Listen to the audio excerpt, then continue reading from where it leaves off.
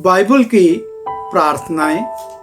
और इस श्रृंखला में हम लगातार बाइबल में दी गई प्रार्थनाओं पर चिंतन करते रहे हैं।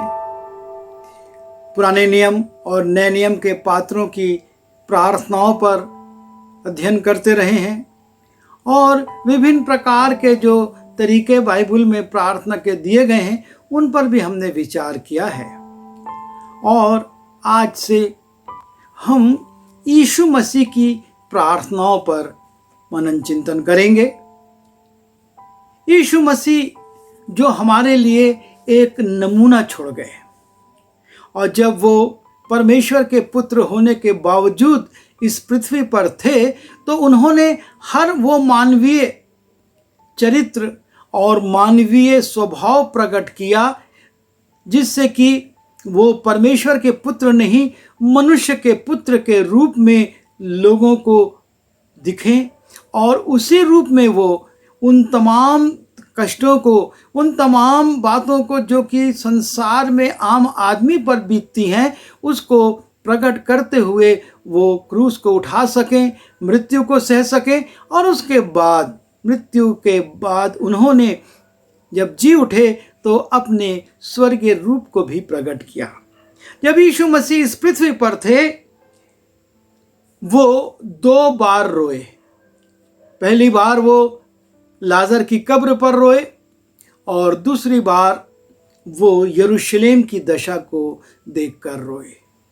यीशु मसीह 2 बार प्रकट किए कि वो प्यासे हैं। एक बार उस सामरी स्त्री से उन्होंने जल मांगा और वो सामरी स्त्री चकरा गई कि तू यहूदी होकर मुझसे जल मांगता है, और दूसरी बार उन्होंने क्रूस पर से कहा मैं प्यासा हूँ। वो भूखे हुए और अंजीर के पेड़ के पास गए और उसमें जब फल नहीं पाया तो उसको उन्होंने शापित किया।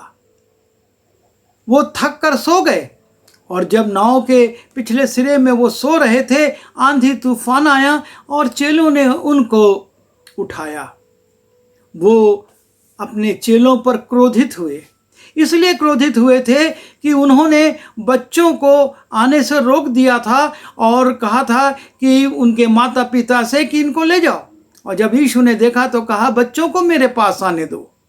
और दूसरी बार जब उन्होंने यरूशलेम के मंदिर की दशा को देखा कि कैसे मनुष्य ने उसको अपनी मानवीय उपलब्धि के लिए, उसके लाभ के लिए उपयोग कर रहा है, उन्होंने रस्सी का कोड़ा बनाया और मंदिर की सफाई करने लगे।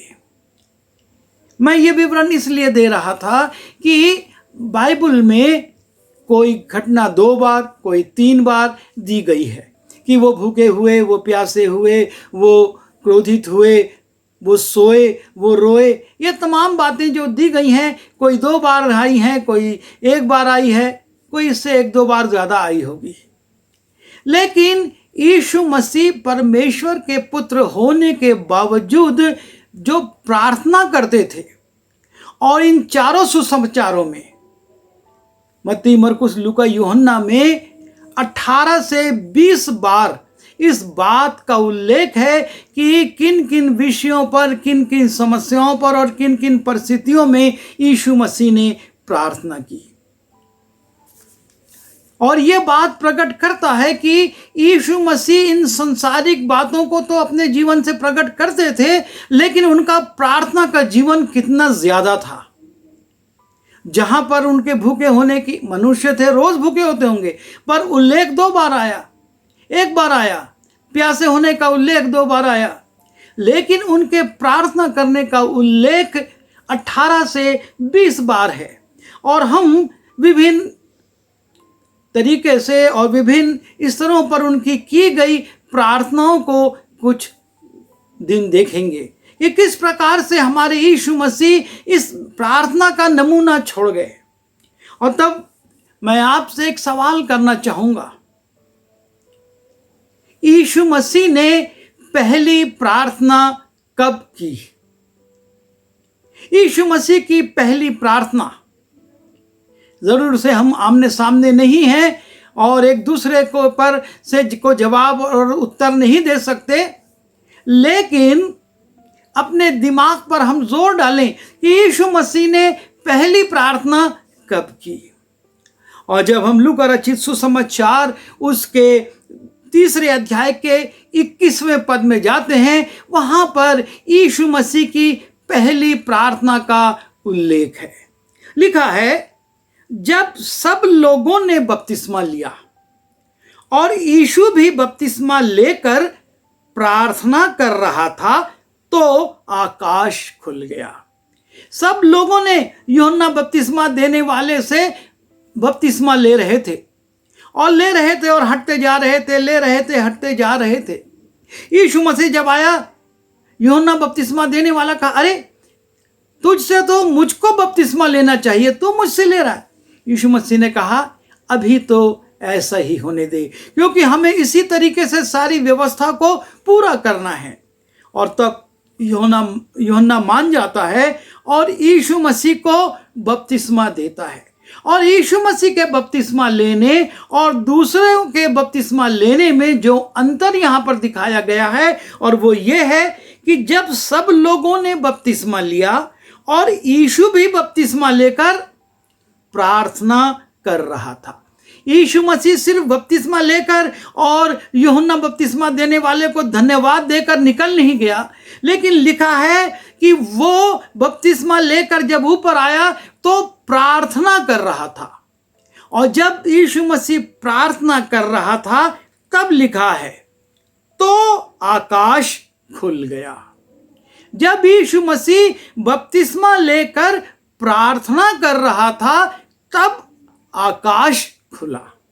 सिर्फ वो बपतिस्मा लेकर ऊपर आ गया और आकाश खुल गया, ऐसा नहीं है, लेकिन वो प्रार्थना कर रहा था। वो तो परमेश्वर पुत्र था और परमेश्वर ने वहीं पर इस बात की उद्घोषणा भी की, लेकिन उसके बावजूद वो प्रार्थना कर रहा था। हमने जब बपतिस्मा लिया, हम बपतिस्मा लेकर क्या हमने प्रार्थना की? क्या हम अपने चर्चों में इस बात की शिक्षा देते हैं कि जब बपतिस्मा लेते हो तो प्रभु से प्रार्थना करो?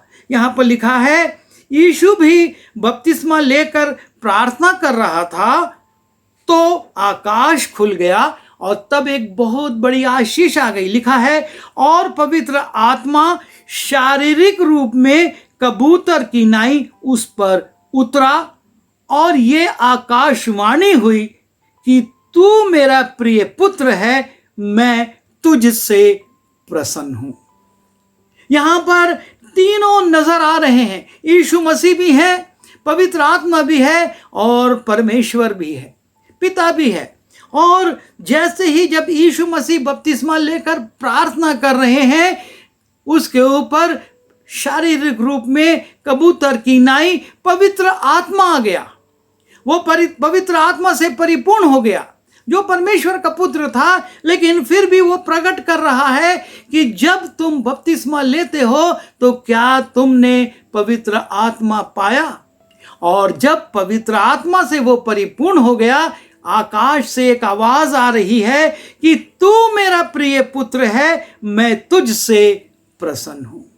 क्योंकि वो आज्ञा भी मान रहा है, वो दीन भी बन रहा है, वो अपने समकक्ष अपने रिश्तेदार से बपतिस्मा लेकर अपने को छोटा बना रहा है, और उसके बाद बपतिस्मा लेकर वो प्रार्थना कर रहा है, परमेश्वर से बात कर रहा है।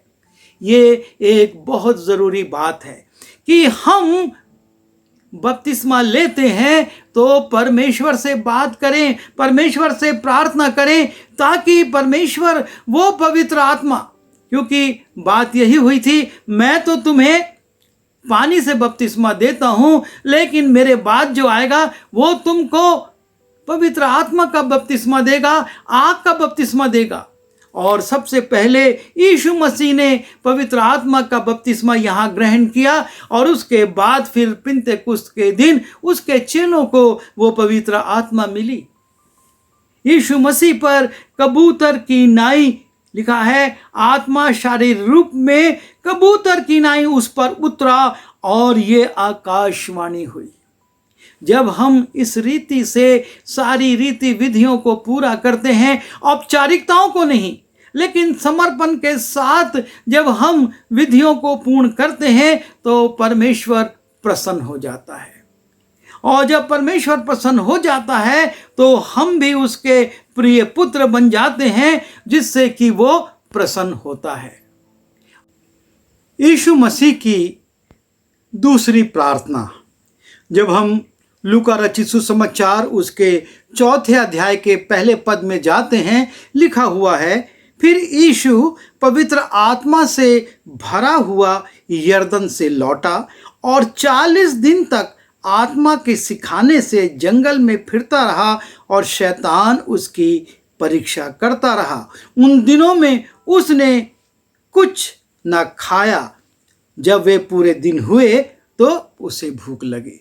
और यहाँ पर हम देखते हैं कि पवित्र आत्मा से भरा हुआ यीशु सेवकाई में नहीं चला गया कि मुझको अब सेवकाई में जाना है, अब मुझको बीमारों को चंगा करना है, अब मुझको उपदेश करना है, अब मुझको लोगों के बीच में भूतग्रस्त और दुष्टात्माग्रस्त लोगों को चंगाई देना है या सामर्थ्य के काम करना है। लेकिन लिखा है यीशु मसीह पवित्र आत्मा से भरा हुआ जब यरदन से लौटा तो सीधा वो बयाबान स्थानों में चला गया और वहाँ 40 दिन तक उसने कुछ नहीं खाया और वो परमेश्वर की संगति में प्रार्थना में रहा। अर्थात यीशु मसीह को मालूम था कि उसको इस पृथ्वी पर एक बहुत बड़ा दायित्व पूरा करना है, उसको किस प्रकार की मृत्यु सहना है, और वो भी मानवीय पुत्र के रूप में, ईश्वरीय पुत्र के रूप में नहीं। उसको एक मानव के रूप में उन तमाम पीड़ाओं को, अपमान को, निंदाओं को और समस्याओं को और जो उसके विरुद्ध बात की जा रही है उनको सहना है और अपने आप को उसमें किसी रीति से झुकने नहीं देना है। और तब यीशु मसीह जानता है कि उसके लिए उसको सामर्थ चाहिए, उसको शक्ति चाहिए कि वो परमेश्वर की इस योजना को, जिसका कि शैतान विरोध करेगा और उसको कदम कदम पर झुकाने और गिराने की कोशिश करेगा, वो सामर्थ के साथ उसका सामना कर सके। और इसलिए यीशु मसीह वहाँ पर प्रार्थना में चला जाता है। वो सेवकाई शुरू नहीं करता, बल्कि सेवकाई से पहले एक लंबा समय, 40 दिन का समय वो प्रार्थना में, उपवास के साथ प्रार्थना में व्यतीत करता है। और ये वो नमूना है जो कि आपके लिए और मेरे लिए यीशु छोड़ गया है। हम जैसे ही वरदान को पाते हैं हम उत्साह से भर जाते हैं और तुरंत हम सोचते हैं कि अब हम ये कर रहे हैं, अब वो करें और इधर चले जाएं, उधर प्रचार करें। परमेश्वर चाहता हमारे जीवन में ठहराव आए। पहले हम धीरज के साथ प्रार्थना करें और अपने जीवन को परमेश्वर की सामर्थ से भर लें। और जब उसने ये 40 दिन प्रार्थना में व्यतीत किए, तब वो शैतान की उन परीक्षाओं का सामना कर सका। और शैतान उसको परमेश्वर के वचन से ही, कहीं बाहर से नहीं, परमेश्वर के वचन से ही परीक्षाओं में डालता है और यीशु मसीह परमेश्वर के वचन से ही उसको प्रत्युत्तर देता है। जब हम सामर्थ से भर जाएंगे, जब हम प्रार्थना के जीवन से भर जाएंगे, तो हमारे मुंह से परमेश्वर का वचन निकलेगा और वो वचन लोगों के दिल को छुएगा, शैतान की योजनाओं को तोड़ेगा। और इसलिए यीशु मसीह की ये दूसरी प्रार्थना, जो कि लगभग 40 दिन तक चली, जिसमें कि वो उपवास में रहा, हमारे जीवन के लिए एक चुनौती है, एक सेवकाई के लिए चुनौती है कि हम अपनी सेवकाइयों को प्रारंभ करने के पहले, चाहे वो दिन का आरंभ हो और चाहे वो सेवा का आरंभ हो, हम प्रार्थना से उसको शुरू कर रहे हैं या अपने आत्मविश्वास से कि हमारे पास तो बाइबल का ज्ञान है, हम प्रचार कर सकते हैं। हम में कोई शक्ति नहीं है और ना हमारे प्रचार में कोई प्रभाव आएगा यदि उसमें प्रार्थना का बोझ नहीं है। जब तक वो प्रार्थना के साथ तैयार नहीं हुआ, वो सेवकाई प्रभावकारी नहीं हो सकती। और इसी बात का नमूना यीशु मसीह यहाँ पर दिखाते हैं। यीशु मसीह की ये दो प्रार्थनाएं, पहले बपतिस्मा से लेकर निकलने की, और वहाँ पर वो प्रार्थना कर रहा है, पवित्र आत्मा से भर गया, परमेश्वर प्रसन्न हो गया, उद्घोषणा हो गई, और तब भी वो संतुष्ट नहीं हुआ, फिर से बेयाबान क्षेत्रों में गया और प्रार्थना करता है, आपको और मुझको चुनौती दे रहा है। हम जबकि बाइबल की प्रार्थनाओं पर मनन चिंतन कर रहे हैं, हम अपने प्रार्थनाओं पर, अपनी व्यक्तिगत प्रार्थनाओं पर भी विचार करें। हम आगे के दिनों में यीशु मसीह की कुछ और प्रार्थनाओं पर भी विचार करेंगे, पर आज परमेश्वर का वचन हमको चुनौती दे रहा है, हम इन दो प्रार्थनाओं पर विचार करें। हमारे जीवन में प्रार्थनाओं का क्या स्थान है? प्रभु हमारी सहायता करे। आइए दुआ करें। प्रभु जी, हम धन्यवाद देते आपके पुत्र अपने प्रभु यीशु मसीह के लिए, जिसने कि बपतिस्मा लिया, दीन बनकर वो प्रभु यूहन्ना बपतिस्मा देने वाले के पास गया, और जब वो बपतिस्मा ले चुका तब वो प्रार्थना में लग गया, और जब वो प्रार्थना में लग गया तो आपने उसको पवित्र आत्मा से परिपूर्ण किया और उद्घोषणा भी की, ये मेरा प्रिय पुत्र है जिससे मैं बहुत अधिक प्रसन्न हूँ। और तब भी वो बेयाबान क्षेत्रों में जाकर प्रार्थना करता रहा, और लगातार प्रार्थना करते हुए वो शैतान के ऊपर विजयी हो सका, शैतान को वो पराजित कर सका, और शैतान को उसके सामने से जाना पड़ा। प्यारे पिता परमेश्वर, हमको भी शक्ति दीजिए कि हम अपने जीवन में प्रार्थना को प्रथम स्थान दें, और प्रार्थना करते हुए अपनी सेवकाई को करें, ताकि शैतान लज्जित हो और वो भाग जाए। बिनती यीशु के नाम से मांगता हूँ, आमीन।